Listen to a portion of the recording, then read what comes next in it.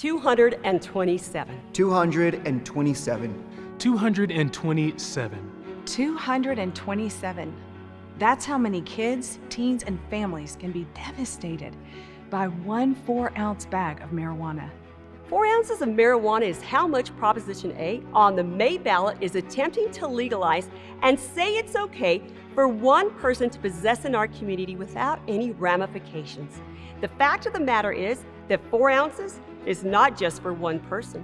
4 ounces can actually make over 227 individual joints to be distributed to innocent kids and teens.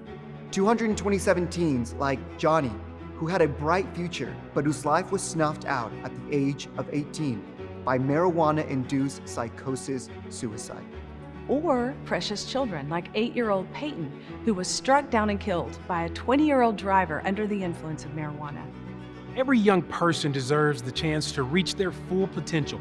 Every academic, musician, artist, and athlete whose dreams are not derailed or crushed from the influence of a drug-clouded mind that at the very least leads to clouded judgments. But often the consequences are far worse. 12 years after being the first state to legalize recreational marijuana, the Colorado Department of Public Health and Environment released a report that issued this statement. Marijuana use by adolescents is associated with deficits in academic and cognitive abilities, even 28 days after the last use. Weekly use is associated with failure to graduate from high school or complete a college degree. The report goes on to say adolescents and young adults who use marijuana are more likely to experience psychotic symptoms as adults, such as hallucinations, paranoia, and delusional beliefs, and future psychotic disorders such as schizophrenia and suicidal thoughts and attempting suicide. Our choice is clear. The health and safety of our kids and youth are non-negotiable. Marijuana's legalization poses too great of a risk to their mental and physical well-being.